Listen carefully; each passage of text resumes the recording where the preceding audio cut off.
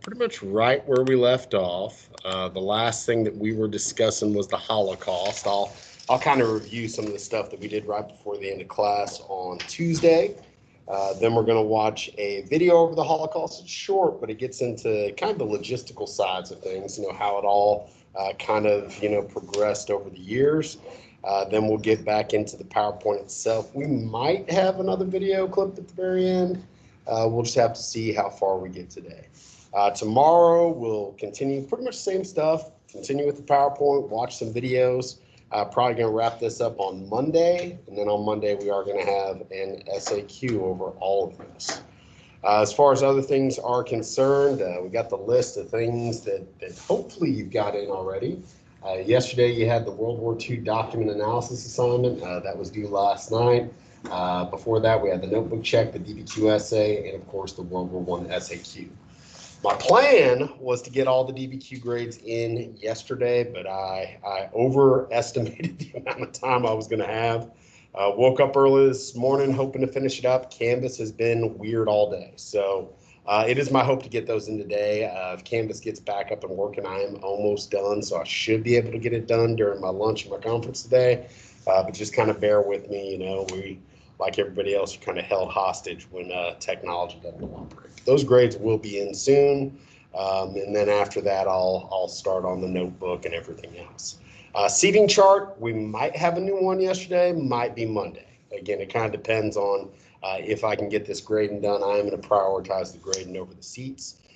So either tomorrow or Monday, but either way, if you have a request, place in the room, someone you want to sit with, I'm willing to entertain those requests. So just kind of keep that in mind. Any questions about anything before we officially get started? Good stuff. So where we left off was really on one of the darkest chapters in human history, the Holocaust.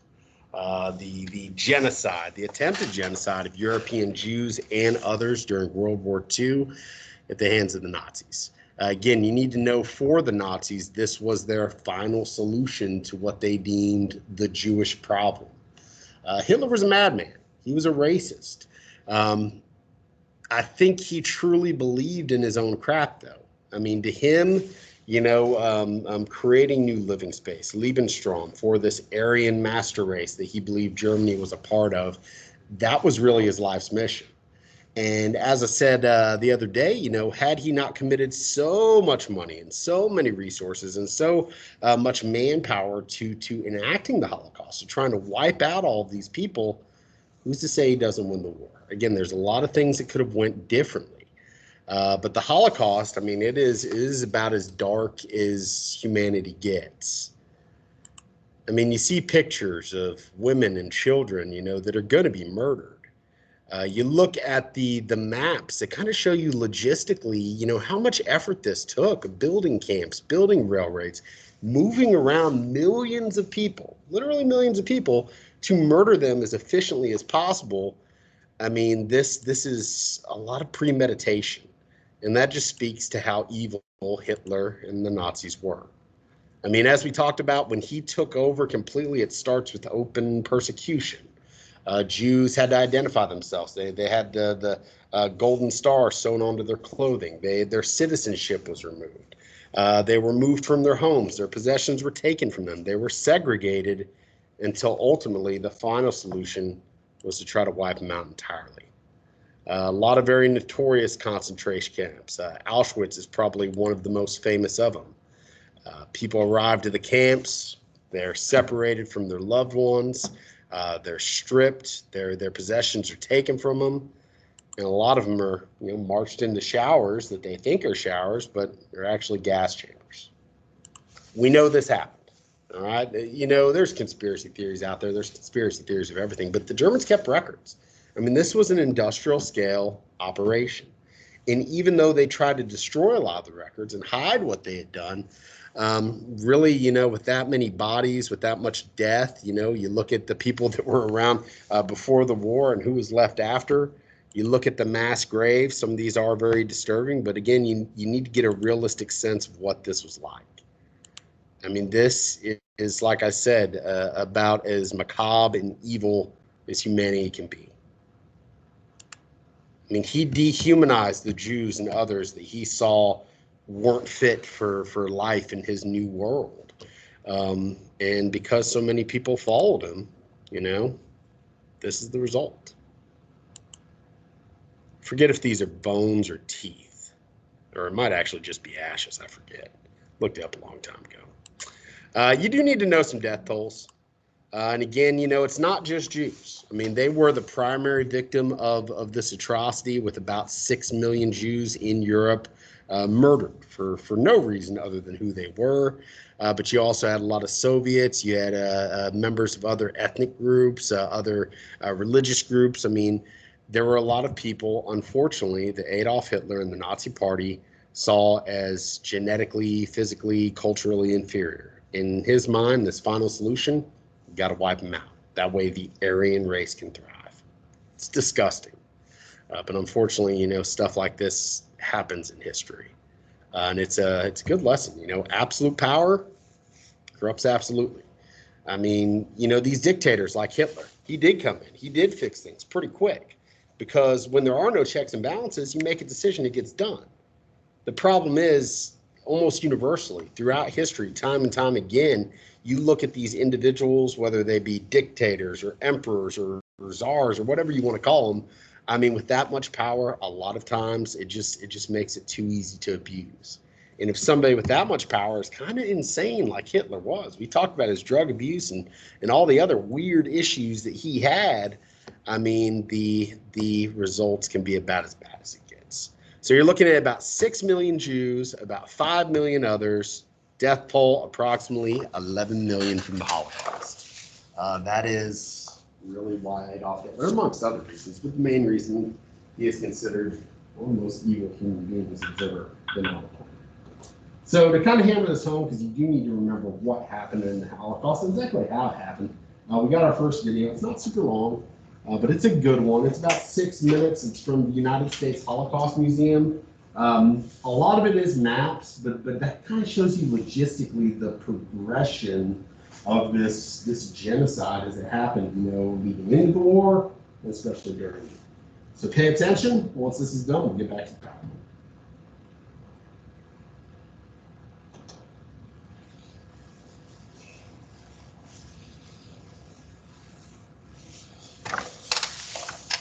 The Holocaust was the state-sponsored, systematic persecution and annihilation of European Jewry by Nazi Germany and its collaborators between 1933 and 1945.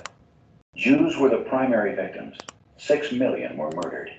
Roma, Gypsies, physically and mentally disabled people, and Poles were also targeted for destruction or decimation for racial, ethnic, or national reasons.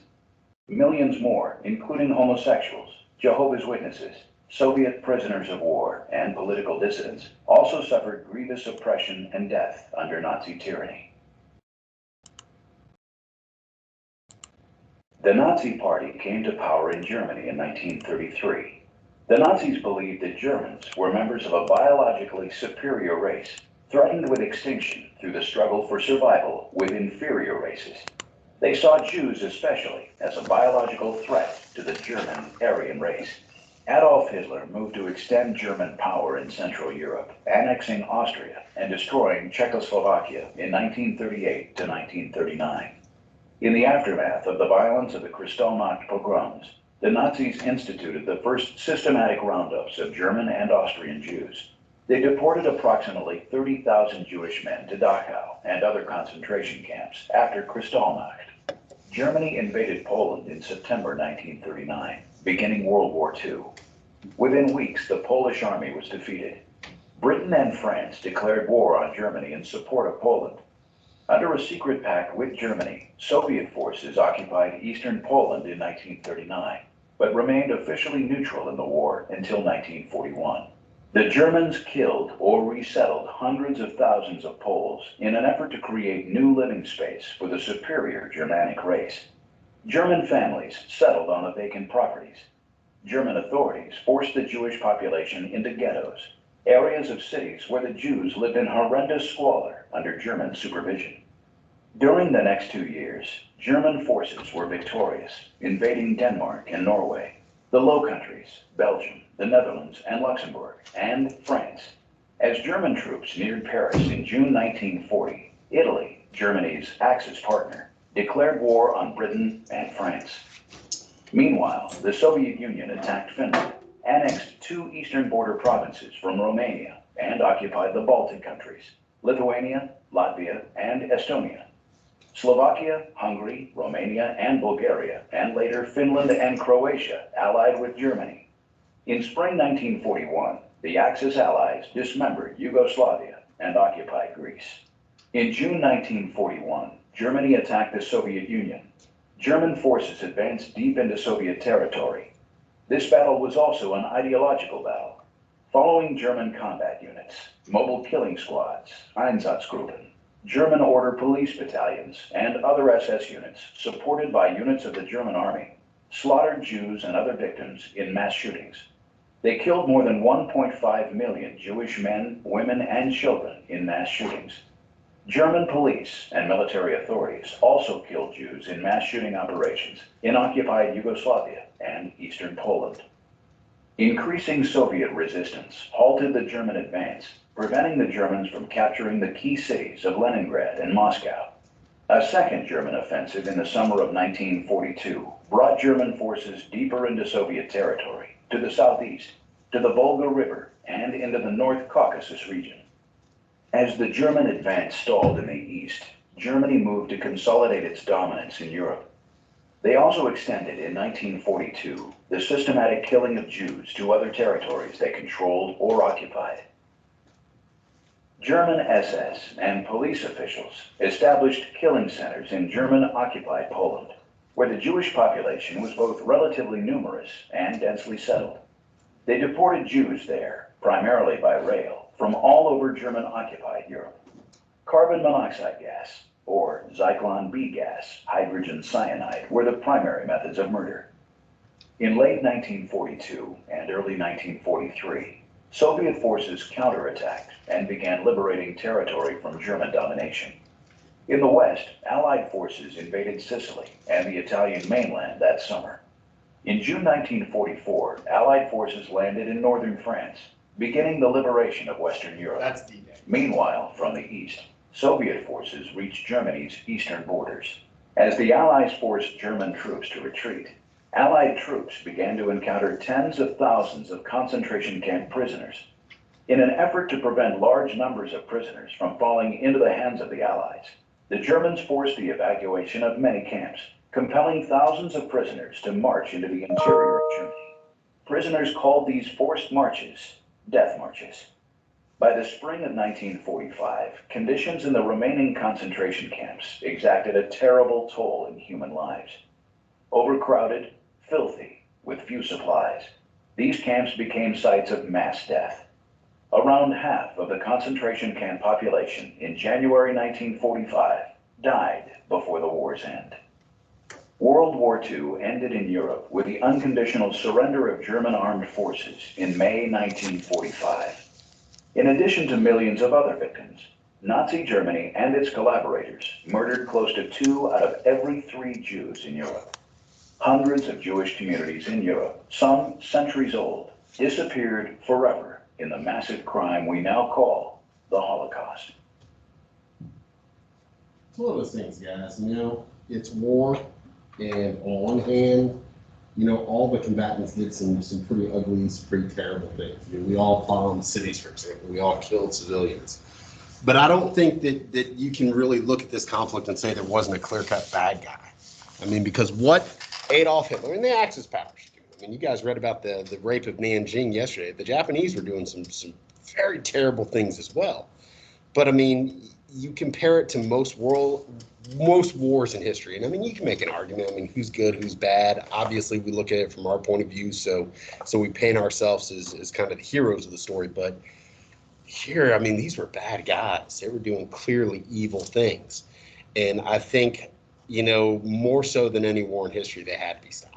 Because if they hadn't been stopped, who knows what would have become of the world? They were conquering pretty much all of Europe. The Japanese were on their way to conquering most of Asia.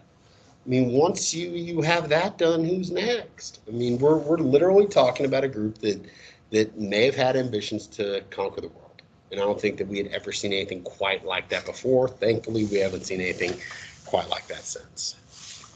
So these terrible things are going on, and people are disappearing. And while the German people in general may not have known everything, I mean, they kind of knew what was up, and they followed Hitler anyway.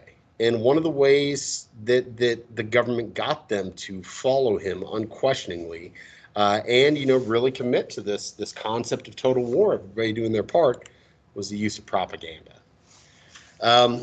Pretty interesting stuff. We'll look at some American propaganda too here in a second, but just kind of look at the imagery. Look at what it's saying.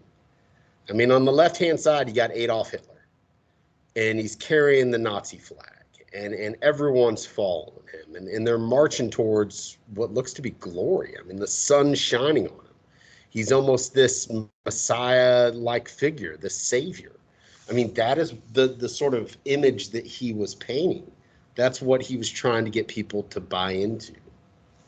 On the right-hand side, this is kind of the ideal Aryan, physically fit, healthy, blonde hair, blue-eyed. I mean, that's what they were going for.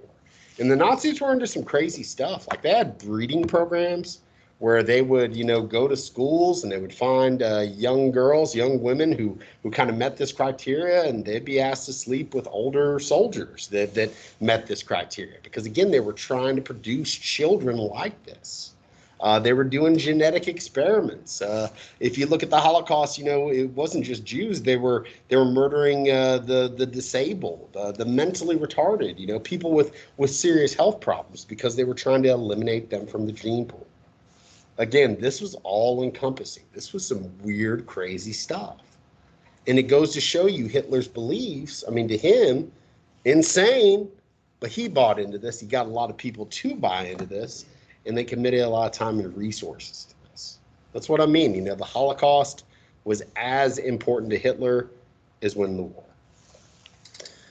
You need the Jews gone in your mind, so you demonize them. Look here to the left. I mean, this is something you would have seen like on a street corner. You're taking your kids to school and they're seeing this. I mean, it's trying to establish in their mind that these people that are just disappearing, they're not your friends, they're not your neighbors. They're demons. They're evil. They're out to do terrible things to you. I mean, you look on the left and they look almost inhuman. You look on the right and you see, some very emphasized features, stereotypical stuff. You see this Jewish man, sitting on these skulls counting money. Now, I read this once, and I've never quite fully understood this, but supposedly, a lot of Jews in Europe were involved in banking and money lending at the time. And supposedly, this goes back to the Middle Ages, when pretty much everybody in Europe was Catholic. Catholics were forbidden from lending money to other Catholics and charging interest. Okay, so they could lend money, but they weren't going to make any money off of it. Jews weren't under the same regulations because of their faith, so maybe that forced a lot of Jewish people to kind of enter that sort of profession. I don't know, but that was at least the reputation, and they played this up. Hey, they're greedy. They're taking your money. They're exploiting, us Germans, and if we die in the process, who cares? Again, Hitler was a really, really evil man. So I got a question for you. And this is just, interesting. This is something you need to do in your notebook. So get ready. It's a timed thing, kind of. But it doesn't take much effort. It's just your opinion. And I ask this question every year, and there's no right or wrong answer. I just need you to explain yourself. Now, if you watched, I think it was like Deadpool 2, this scenario comes up, and it gets asked a lot throughout history, Let's imagine you could travel back in time. Let's imagine we had that technology. If you could, now there's a lot of different variables you got to think about. I'm kind of interested to see what you'll say. But if you could travel back in time before World War II, maybe when he was a baby, maybe during World War I, maybe whenever, you choose. Would you kill Adolf Hitler? I mean, you kill him, maybe the Holocaust didn't happen. But what other reverberations might that have? I'm going to give you about 3 minutes, stream of consciousness. Just write whatever's on your mind. I just want to see that you thought about it. I'm looking for about a paragraph If you give me maybe 3 good sentences explaining your position, maybe you get into the ethics of it. Maybe you could get into the potential like butterfly effects of it. I mean, there's a lot of different directions you could go. But just think to yourself, would you do it? I don't know. I don't know where I stand. I mean, I've got my opinions, but there's a lot of ways to go. So I'm going to give you about 3 minutes. You can just write Hitler quick write, maybe put some stars next to it so I know what you're talking about. And yeah, go ahead and write it in your notebook. This is something I'm going to look for in our next notebook check. So let's say 3 minutes starting now. I got 9:25. At 9:28, we're going to move on. If you can't think of anything right now, you can do it later. That's fine. But like I said, I just want to see your opinion. So I'd do it now.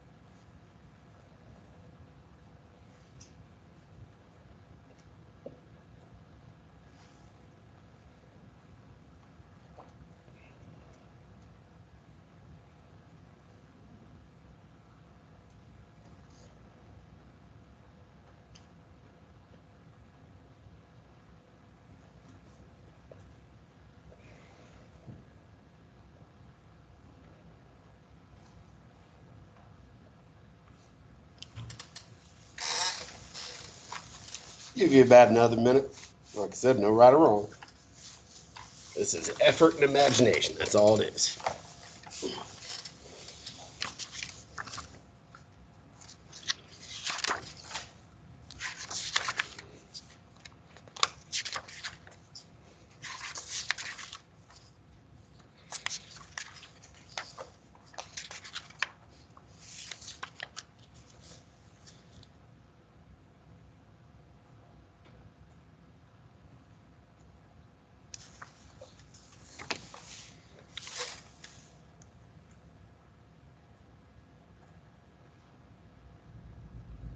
Give you about 30 more seconds. Put a pin in it, finish it later if you need to. So thus far, we've talked about, mainly the Nazis, storming over Europe. And while that's going on, I mean, the Italians are doing some stuff, mainly in Africa. We'll get to the Japanese. They're the other really big force. But thus far, as far as the people opposing them, I mean, as we stand right now, it's mainly just the British and the Soviets. And the Soviets only because they were attacked. They were kind of originally, sort of in a way, not on Hitler's side, but they were neutral. Today's the day that we come into the deal. Let's talk about what's going on with the United States and us trying to preserve a cautious neutrality. In the early 1930s, and this is before the war begins in 1939, Americans were too absorbed with recovering from the Great Depression. Our president at the beginning of the Great Depression and throughout most of the war is going to be Franklin Delano Roosevelt. He's president for a really long time. We'll get into how long later on, but back then they didn't technically have term limits.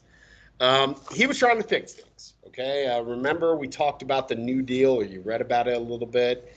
Basically, he saw that laissez-faire, government staying out of the economy, sometimes they needed to intervene.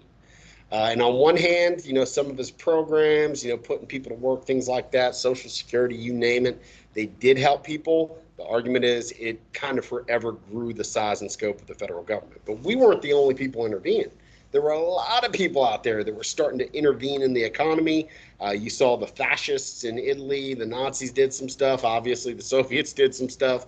People reacted in different ways, but the general theme was with global economic problems, governments had to step in. And there were varying degrees of success. So we're doing us, basically. We got our own problems to deal with. We know things are getting tense over in Europe even before the war starts, but we're still kind of, at least in the public's mind, and a lot of members of our government's mind, we're trying to stay out of things. As tensions in Europe rose, Congress passed a series of laws to help keep the U.S. out of the war, the Neutrality Acts from 1935 1937. When Japan invaded China in 1937, you read about the rape of Nanjing yesterday, Franklin Delano Roosevelt gave his quarantine speech, warning that peaceful nations needed to quarantine or isolate themselves from aggressive nations. FDR encouraged democratic nations to boycott aggressors. Most Americans remained opposed to U.S. military action in either Europe or Asia. He wants to stay out of it. And more importantly, our people want to stay out of it. Again, World War I was only 20 years earlier. And I know right now in your lives that seems like forever because you're not even 20 years old. But when you get older, like to me, 20 years was like that. It wasn't long ago. So this would have been fresh in most people's memories. Hey, we got drugged into the First World War. You know, compared to a lot of other countries, we did okay as far as death toll and whatnot, but still a lot of our soldiers were dying in a conflict that didn't really have anything to do with us. Most people were vehemently against going to war. And Franklin Delano Roosevelt, you know, kind of was as well. Although I think he always saw that eventually we were probably going to get involved.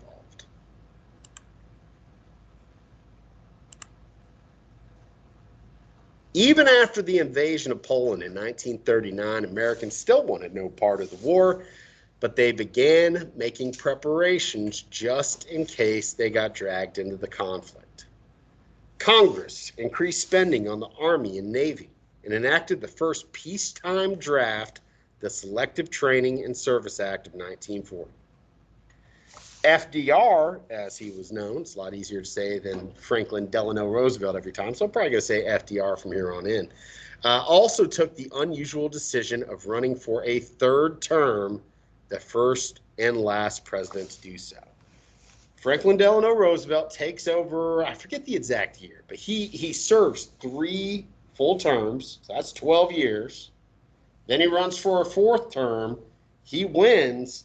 Unfortunately, he doesn't make it through the 4th term. He ends up dying. He was older. He was in poor health. He was crippled, had all sorts of issues going on. And some people saw this as, you know, him just, you know, trying to seize power. Other people, and he certainly saw it as, or at least he claimed he saw it as, hey, I came in and we're in the economic depression. And then there's a world war. Maybe not the right time for there to be a transition in power. He saw that his you know, presence was a sense of stability, and it certainly was. Some people view him as one of our greatest presidents. Other people, you know, view him as a guy that, you know, grew the size and power of the federal government forever. Again, opinions vary. Either way, he's one of the most significant presidents in history, and again, he certainly served longer than anybody else. Now, after him, that's when they put in term limits. Before him, no one had served more than twice because that was like an honorary custom. Okay, it wasn't official, but that's kind of, you know, the tone that was set with George Washington, and everybody else kind of followed tradition. He was the first to break from that. Afterwards, people, you know, said, hey, we got to put just 2 terms on it, and that's what we have to this day. But yeah, president for a really, really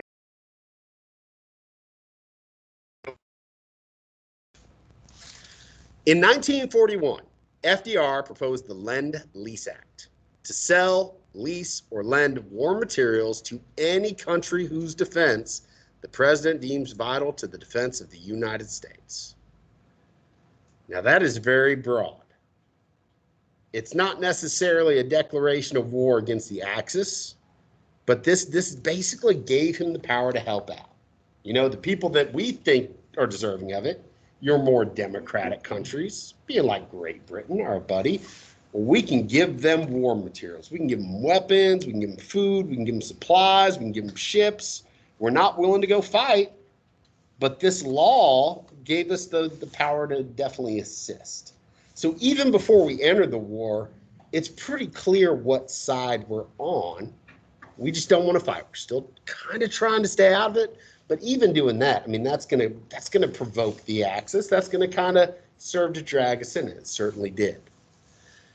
Under the Lend-Lease Act, American battleships began protecting British ships crossing the Atlantic with supplies for Britain. We got our own little propaganda posters here, or one poster. Lend-Lease Act, you know, hey, these are our allies. You got the British, obviously we're here. You got the Soviets. This flag down here, I got to do some research and figure out exactly who that is. I want to say this is one of the many governments in China that was trying to establish itself, but I could be wrong. But look at this. I mean, from 1941 to the end of the war, 1945, we're giving people stuff. Okay, we're lending it to them. We're renting it to them. You know, we logistically really helped everybody wage this war. And that's before we're actually fighting. So if you're sitting over there in Germany or Japan or Italy, you look at this and it's like, hey, America, you clearly are on one side. Maybe you're not saying it. Maybe you're not, you know, actually fighting us, but you're definitely not with us. So we've chosen a side, but we're not yet ready to commit to war. It's going to take something to really turn the American public's opinion on the fact that, hey, maybe we do need to fight. The same year as the Lend-Lease Act, Roosevelt told Americans that he hoped to establish a world based on 4 freedoms: freedom of speech and expression, freedom of religion, freedom from want, and freedom of fear. What do you know? The Axis powers are taking away people's freedom of speech and expression. They're taking away their freedom of religion. You know, they're definitely, you know, instilling fear in people. So again, Roosevelt's doing all these things that are kind of poking at the Axis, but not outright saying, you know, that we are their enemy. I mean, we're condemning a lot of their actions. We clearly are on a side, but we're not yet ready to fight. Later in 1941, FDR met with the British Prime Minister Winston Churchill aboard a U.S. warship in the Atlantic. They announced that their country sought no territorial gains, freedom of the seas, and an end to the war. They signed the document, one of the documents you read yesterday, the Atlantic Charter, laying the foundations for ultimately what would be created after the war, the United Nations. All those things that they were talking about that they wanted in the Atlantic Charter that you read yesterday, guys, that's what the United Nations was created for, to make sure that those things could happen and would keep happening once the war was over. So again, we've clearly chosen a side. We're just not fighting. That being said, you got to think Churchill, because remember, they were really the only ones fighting the Nazis for a while. He wants us on board. He wants America to get involved because he knows if we get involved, they're going to have a much greater chance of success. I mean, because still at this point, before we get involved, I mean, the Axis powers are still winning. So why do we actually fight? Do you guys know what ticks us off enough to where it's like, yeah, we're in now? Pearl Harbor. And who attacked us at Pearl Harbor? Japan. So let's talk about that. The United States enters the war. At this point, the leader of Japan, I mean, they had an emperor, the Emperor Hirohito. Japan still has an emperor, guys. But like then, you know, now it's more ceremonial than anything. The real power here was a military general and prime minister of Japan, Hideki Tojo. He's a name you need. You need the names of some of the key leaders. He is the chief instigator of a lot of what the Japanese are doing. Although we had supported Great Britain and France with supplies and financial assistance from the outset of World War II, the U.S. did not initially send troops. To further assist the Allies, though, the U.S. placed an embargo on the sale of oil to Axis member Japan. To wage war, you need oil. Japan doesn't have any oil. They have to import their oil. And before the war started, we were the main people that sold it to them. So we cut them off, and we encourage all of our buddies to cut them off. That's got to tick Japan off quite a bit. I mean, to them, that's almost as good as a declaration of war. So they very clearly see us on one side. I think the writing's on the wall. Eventually, we are going to enter the war. So they decide to kind of make a proactive strike against us. 1941, Hideki Tojo, a powerful general, was appointed Prime Minister of Japan. Tojo and other Japanese leaders convinced Emperor Hirohito to attack the United States. They hoped for a short war in which they planned to negotiate a treaty with the United States that would give them control of East Asia. In their mind, if they hit us hard, if they hit us fast, before we were fully prepared, maybe we would decide we didn't want to be involved in the war after all. Yeah, go ahead. That is what Pearl Harbor was all about. And guys, prior to 9/11, this was the worst attack on American soil in history. Like I said, geographically, we're somewhat protected. We don't get attacked a whole lot.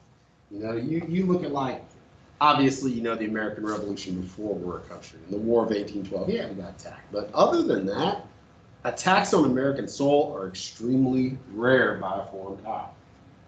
This, like I said, up until 9/11 was the worst one.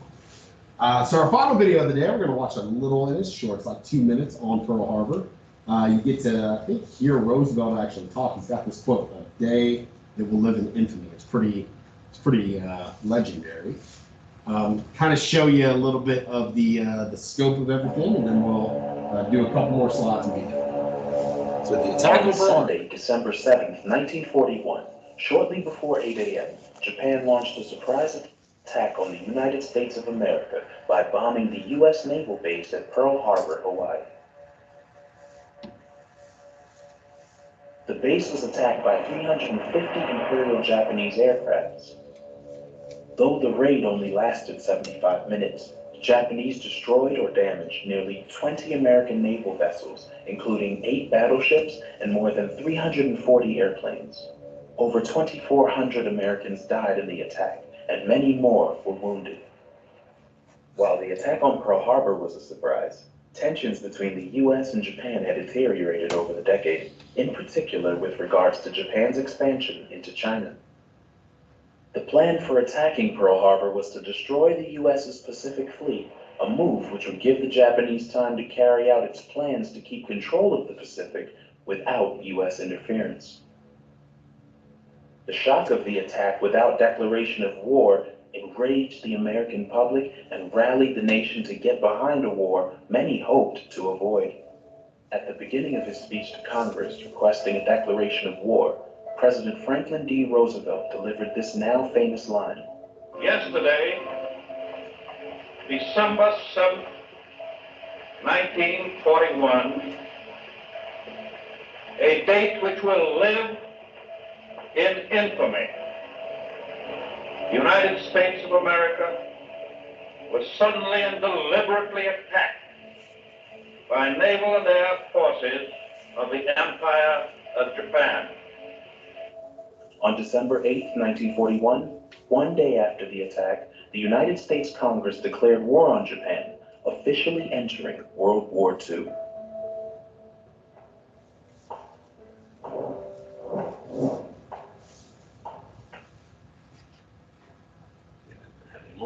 Okay, so now we're in it. You done attacked us, and maybe we should have suspected something like that was coming. Some people think we did, but I mean, this was, if nothing else, the excuse. Something had to happen to galvanize us, to really give us no choice, and that's what happened. It's similar to World War I. You had the sinking of the Lusitania. You had the Zimmerman telegram. Well, this is why we get involved. Okay, it's Japan attacking us at Pearl Harbor. Like I said, a day that will live in infamy. You got to hear FDR speak that. That was actually him saying it.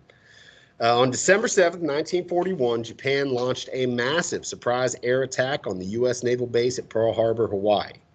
2,403 Americans were killed. The sleeping giant had been awakened. The following day, the United States declared war on Japan. Soon after, Germany and Italy declared war on us. And just like the first time, we're in. Now, World War I, we come in at the tail end, last year of the war. We have an impact, but it's not nearly the impact it is in World War II. If we hadn't entered in World War II, I don't know, probably not. The Allies don't win. We have a much greater impact in the Second World War. Again, pretty crazy. And you got to think this was strategically significant. When we talk about Japan trying to build their empire, it's out in the Pacific, right where Hawaii is. They knew that when and if we entered the war, we were going to be the other main power in the Pacific poised to stop them. They tried to cripple our fleet before we had the chance to even enter the war. Again, it was a preemptive strike on their part. A lot of our fleet was there. A lot of it, fortunately for us, was not. Man, this ultimately probably was a mistake on their part. I think we would have gotten involved in the war anyway at this point. We were certainly trending in that direction. It could have been something else. But this is what really galvanized public support towards, hey, yeah, we do need to fight this enemy. I had to do a tree map for World War I. Let's go ahead and do it again for World War II. I do want you to know some of the countries involved on each side. Now, I'm going to give you a bunch of the main countries. There are a few others, but these are the main ones. Get the top 3 or 4 for each.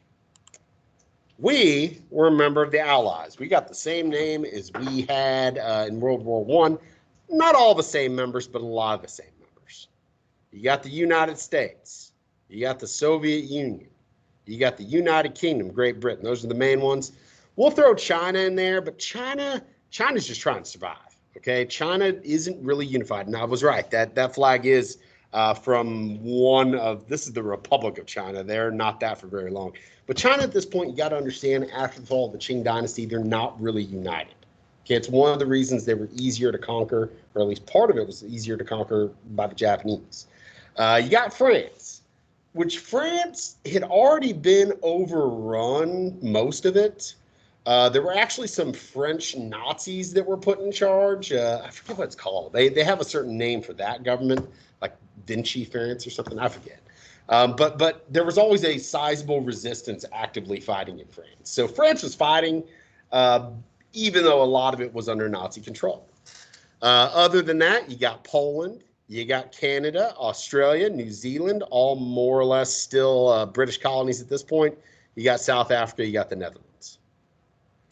On the other side, Nazi Germany, Japan, Italy.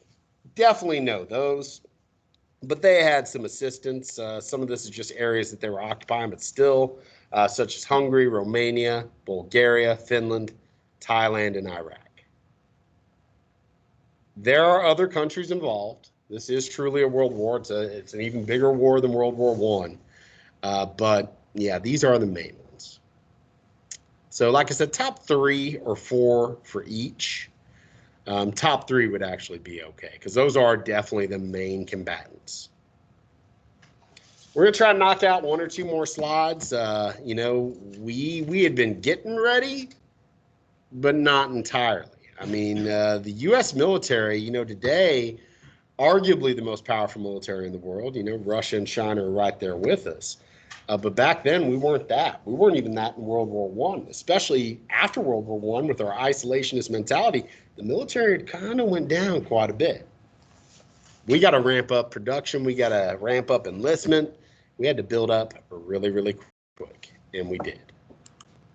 So let's talk about U.S. enlistment and patriotism. The American military was not prepared for an all-out war.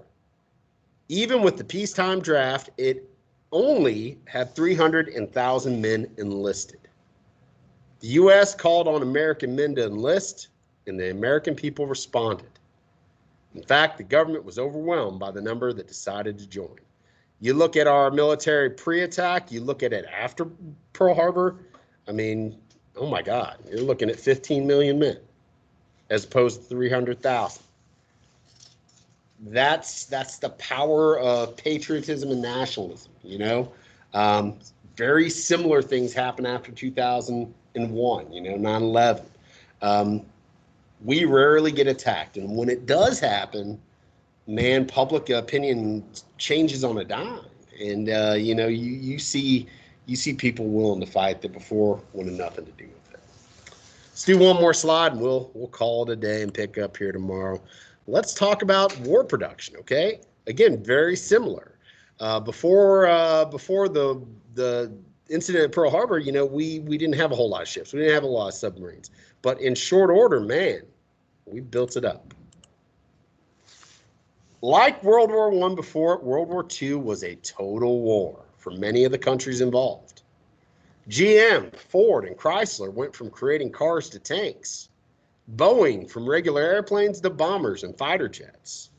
Gun makers like Colt from hunting rifles to machine guns, flamethrowers, and war rifles. In full war mode, the U.S. was producing weapons faster than anybody around thought we could or would. In 1 month, the U.S. is able to produce up to 4,000 tanks, 4,500 planes. Ship production also increased dramatically to help protect our coasts. We were creating what FDR referred to as an arsenal of democracy. That is important. And we have a lot of important contributions in World War II. This might be the biggest one. Logistically, we were supplying not just only our army, but everybody else. You got to remember, by this time, 41, a lot of European factories have already been destroyed. It's total war. You know, the Nazis were targeting those. Bless you. We were arming ourselves. We were arming our allies. It was really our manufacturing capability, you know, that had been lying dormant, you know, since the beginning of the Great Depression, that really allowed us logistically to win the war. We're going to get more into that tomorrow, a little bit more into total war in the United States. We'll pretty much be done with the PowerPoint tomorrow, I'm thinking. We'll probably have a little bit left, but we'll definitely be through the war in Europe at least. And then we'll talk about how we wrap it up, and it's very much a we wrap it up in the Pacific. On Monday, again, we'll probably have just a little bit left to do. Might have a little video we're going to watch to kind of close it out. And then we will do the SAQ. You will probably have time in class on Monday to do it. If not, it's something that you could do for homework. It's going to be due before midnight on Monday.